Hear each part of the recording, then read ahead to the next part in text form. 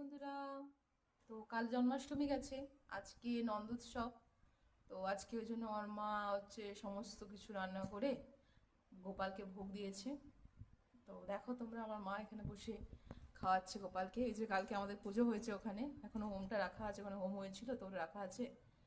তো এখন আসনে বসে গোপালকে খাওয়ানো হচ্ছে।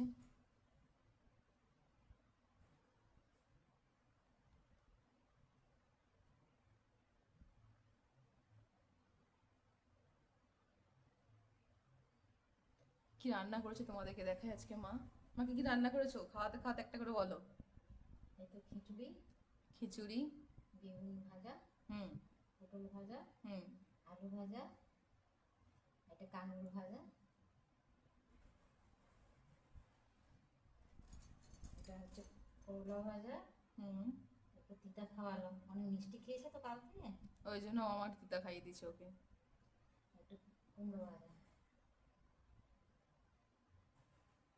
আর এটা হচ্ছে কুঁদরি ভাজা। হুম। আর এটা এটা একটু হচ্ছে সব নিরামিষ সব সমস্ত সবজি সবজি দিয়ে দিয়ে। ঘ্যাঁটের মতো বানিয়েছে। খিচুড়ির সাথে ভালো লাগে খেতে।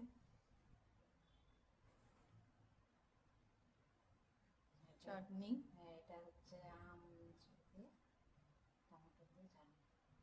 আম সত্ত্বে টমেটো দিয়ে। গুড় দিয়েছো না চিনি দিয়েছো? গুড় দিয়েছি। হুম।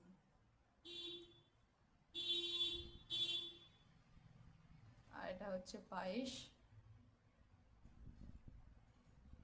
আর এইটা হচ্ছে মিষ্টি। এই হচ্ছে আমাদের গোপুর আজকে নন্দোৎসব। ভালো লাগলে like share subscribe. Thank you.